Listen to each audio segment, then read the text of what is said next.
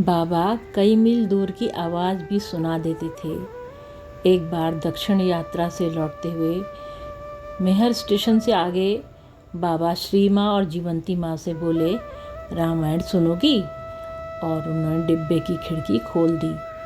तभी रामचरितमानस का उत्तरकांड सुनाई देने लगा, मधुर स्वरों में वाद्य यंत्रों के साथ। आवाज़ भी जानी पहचानी से लग रही थी।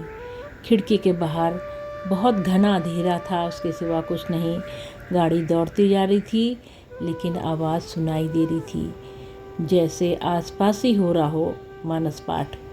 इसके बाद बाबा ने खिड़की बंद कर दी और मानस पाठ की ध्वनि आनी बंद हो गई। गाड़ी जब कुछ मील और आगे बढ़ी तो बाबा ने फिर से खिड़की खोली। मानस पाठ फिर सुनाई देने लगा। तब माँ और जीवंती माँ एक दूसरे का मुंह देखने लगी। बाबा ने खिड़की बंद कर दी और स्वर फिर से लुप्त हो गया। यही लीला करते रहे इलाहाबाद आ गया।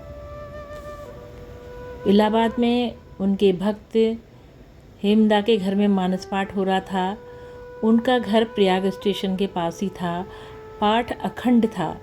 जब बाबा ट्रेन में बैठे बैठे उत्तरकांड सुन रहे थे, उस समय उनके घर भी उत्तरकांड ही पढ़ा जा रहा था।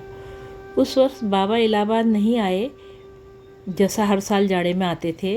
तो उन्होंने इलाहाबाद बुलाने के लिए ही मानस का अखंड पाठ करवाया। पाठ का दूसरा और अंतिम दिन पर पाठ पूर्ण नहीं हो रहा था। रात के 9:30 बज चुके थे। किसी तरह पाठ पूरा हुआ और प्रसाद वितरण हो रहा था। तभी उनके घर उनका भांजा आ पहुँचा। दादा को पुकारते हुए बोला, बाबा आ गए हैं, बाबा आ गए हैं।